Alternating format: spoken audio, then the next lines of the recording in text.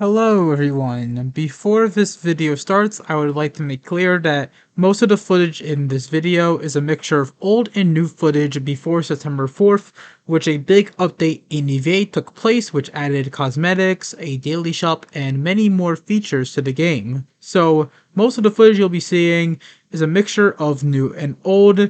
Not much things have changed in gameplay wise and stuff. However, I had to change up the script a lot to fit with the new update, to add stuff like the daily shop and maybe a few maps here and there that are added into the update to explain. So that being said, enjoy this video. It's my first time doing something like this, so I would appreciate, how to improve this. I'll improve over time most likely. However, this is more of an experiment if anything, so yeah, enjoy the video. Since this is a game by the same team who made Tower Blitz, I thought it would be a good idea to give this game a fair shot. I enjoy the team behind Tower Blitz, which is a high quality tower defense game on Roblox, and would love to make a video showing my opinion on their other project that recently boomed in popularity, that being Evade. And I went in not knowing what to expect with this type of game, but I will say, it is a fun game. Evade is another one of those Nextbot games, which itself is inspired by Gmon Nextbots, which are NPCs, or one NPC, that chase you around a map trying to kill you. It's the same thing as Roblox Nextbot games, which are now becoming the whole big craze on the platform, in which you run away from funny PNGs, or PNGs of memes that make noises, and all you have to do is survive. That is pretty much the goal of these types of games on Roblox. I would expect you to know the whole gist of Nextbot games at this point, because most people who play this game can grasp an understanding of it very easily after around, I'll say,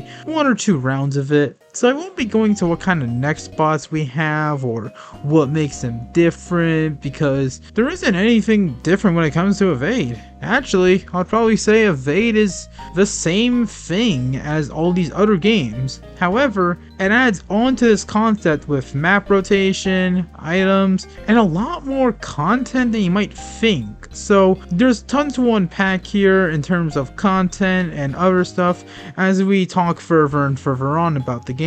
Also, I know there's lots of other extra modes that are added into the game, like a VC only mode or like a big server. However, I only got all my footage from the main mode of Evade because that is the mode most people will play, and it gives you the vanilla Evade experience, so it's kind of basically the most valid way to really get the full Evade experience. So with that being said, let's hop in to the stuff about Evade.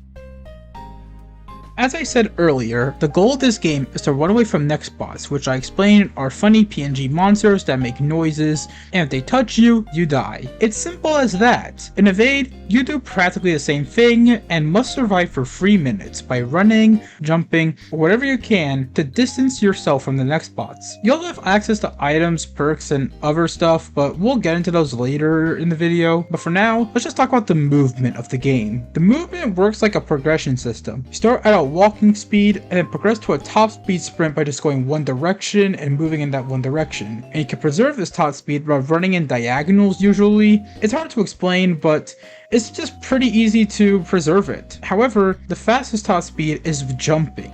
While in the sprint, you could jump and go slightly faster than the normal sprinting speed. You just can't turn while in the jumping animation, which means maps with lots of corners can be tricky, as you can be sprint jumping for speed and then stop jumping to do turns and all that snazzy stuff. It's pretty fun to get it down, and it feels satisfying to pull off. You can also hold C to crouch. There's no real use for the crouch unless you want to just crouch. But if you sprint while pressing C, you can do a slide move. At first glance, the slide move doesn't seem important, it just looks pretty cool. I mean, you could slow yourself down at some points, but it's incredibly situational because why would you slow down half the time? But the main application the slide has is that it could break open doors. I never knew this until I was actually getting lots of footage for a new update, but sliding destroys doors, which regenerate back after a few minutes, but breaking open doors means you skip the whole phase of opening doors, which is incredibly awkward at top speed because it just halts your speed, so sliding helps you preserve that speed while going through doors.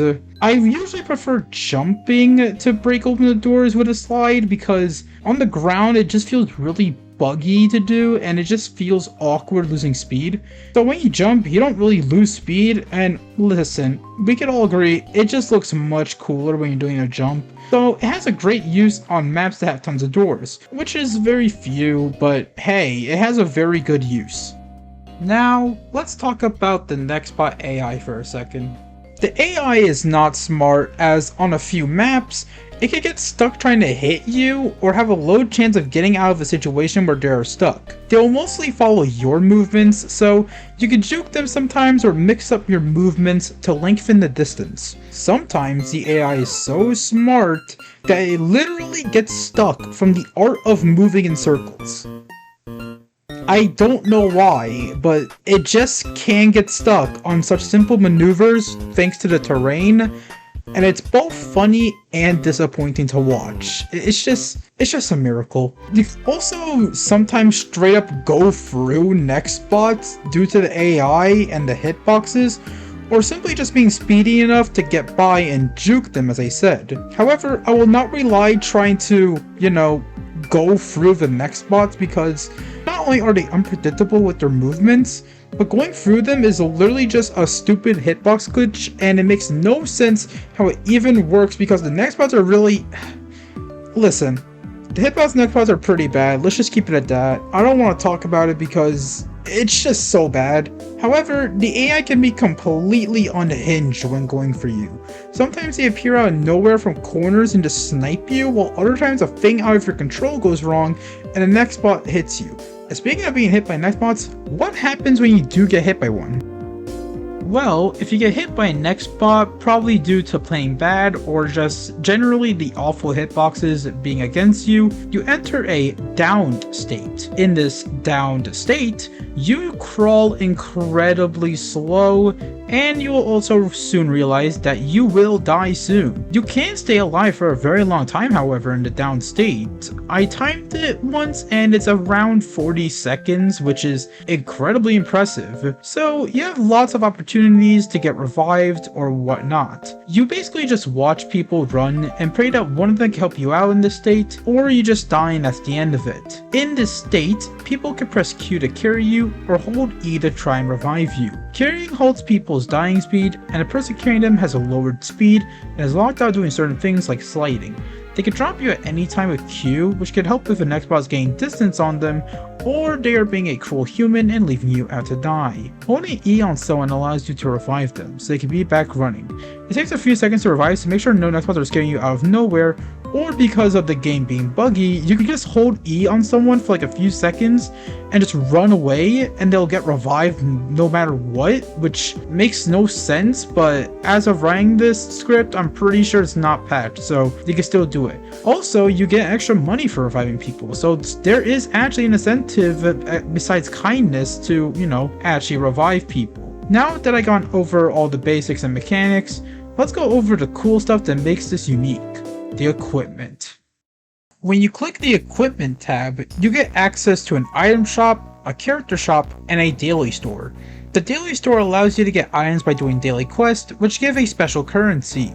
This special currency can buy gear skins, cosmetics for items, and more. I would highly recommend saving up points for things you would want from the store, as daily quests are, obviously daily, and the store shuffles daily, so you have lots of opportunities to get some items you might want. The character shop and item shop include items that require the in-game currency of money to get. To get this currency, you just have to play rounds, complete rounds, revive people, etc. There's a lot of ways to get it.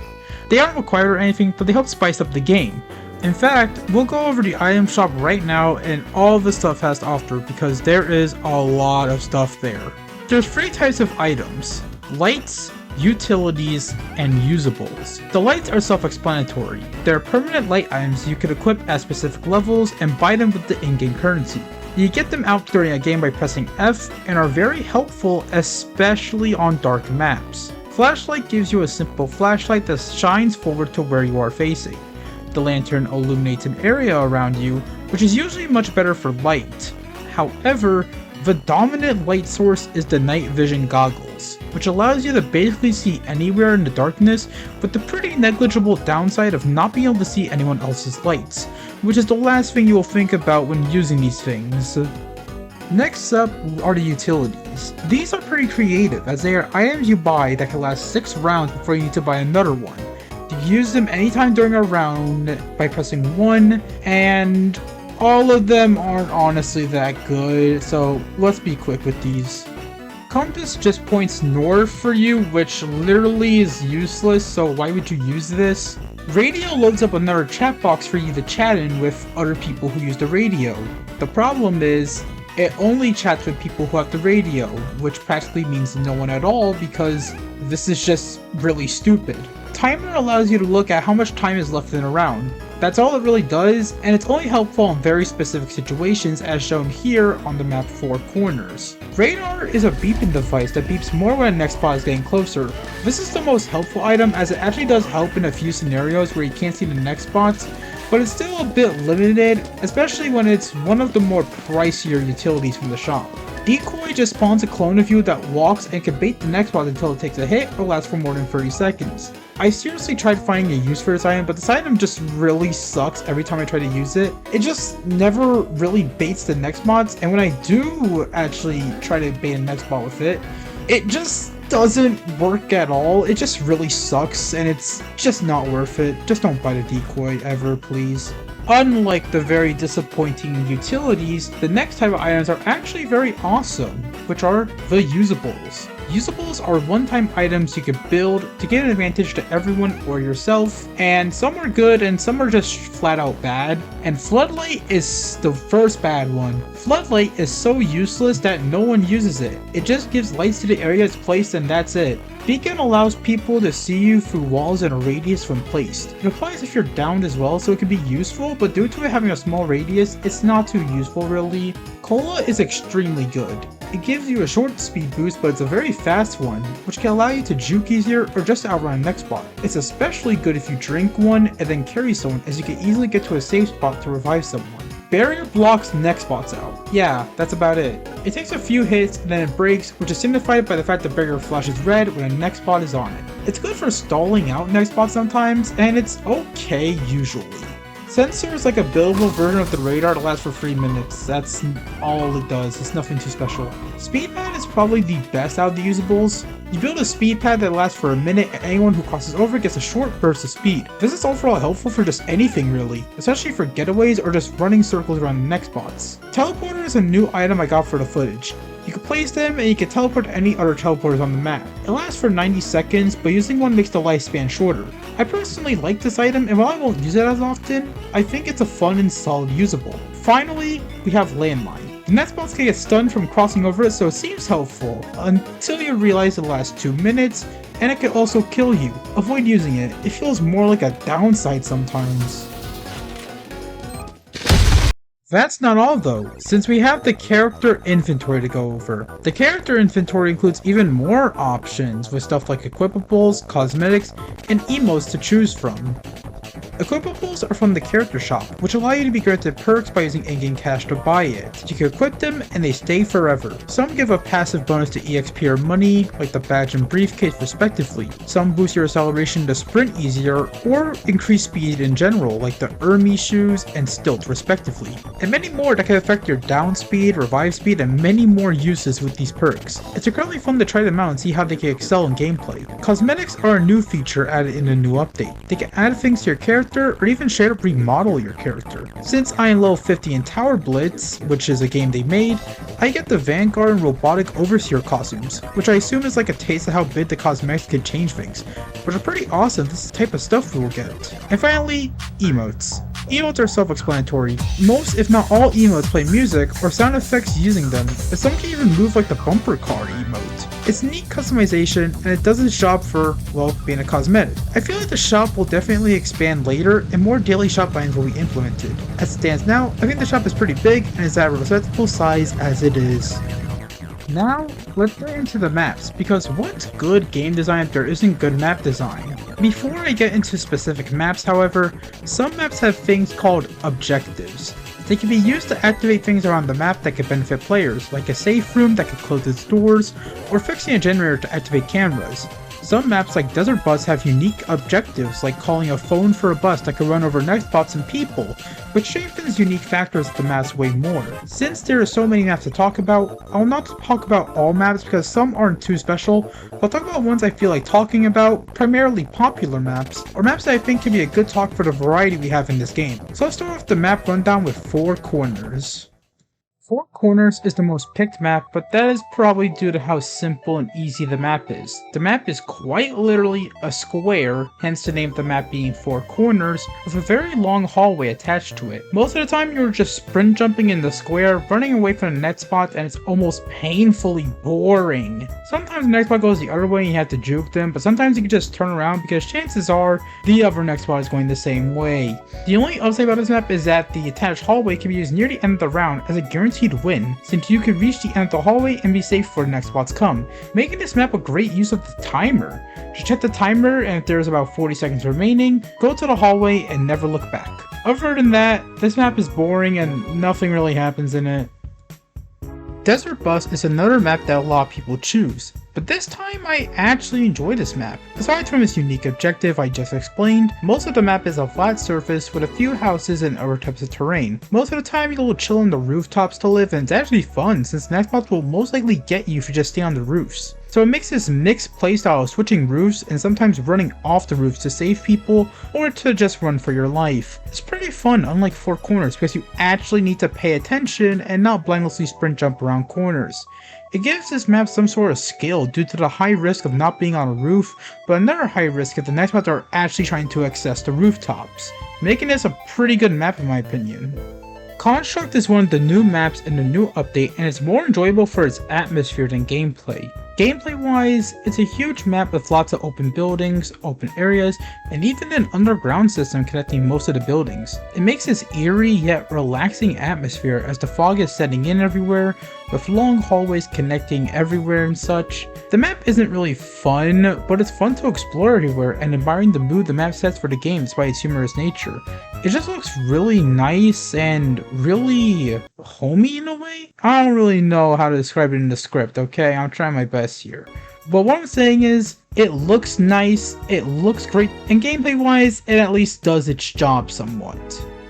Facade is another new map in the update, and it pretty much is one of the more claustrophobic maps. Not much space around the map with tons of terrain everywhere in the form of houses in a variety of colors. This map really shows the movement and relies on keeping speed to outspeed Nextbots. Usually staying on the edges of the map can make you safe, and reviving people is an incredible risk. Nothing else to say, but this map has a unique gameplay design that more or less demands you know the map's layout and such. It gives me this weird feeling of just success when I play it. It just feels nice to play.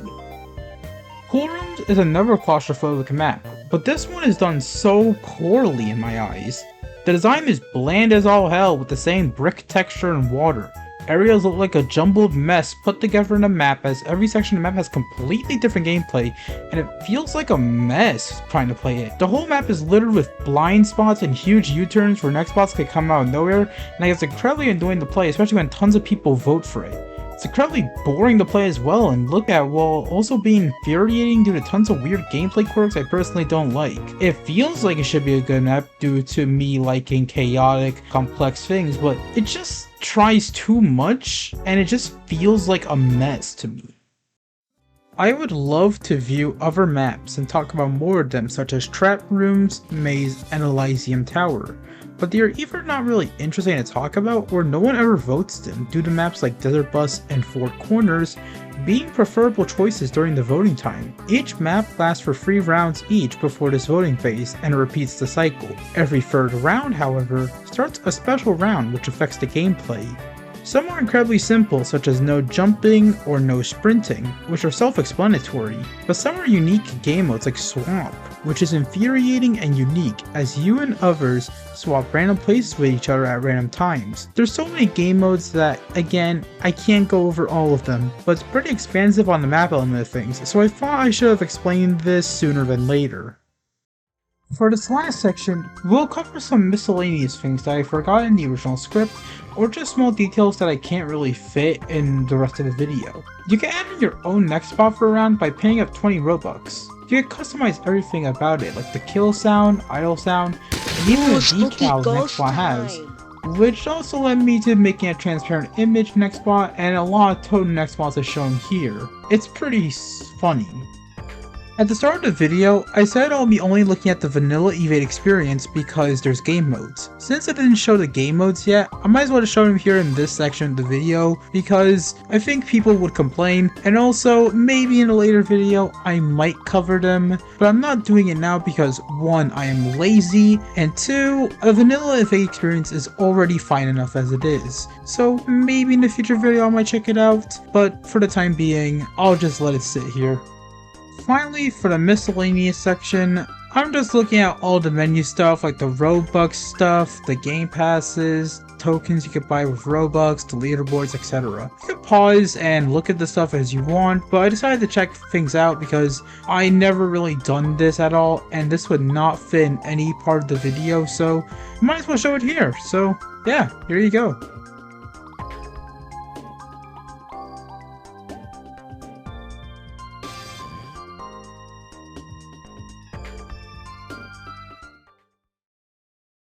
Now that I talked about all of this about Evade, what are my overall thoughts on the game? I honestly think this game is really fun with friends, and even with random people, it's still a fun experience.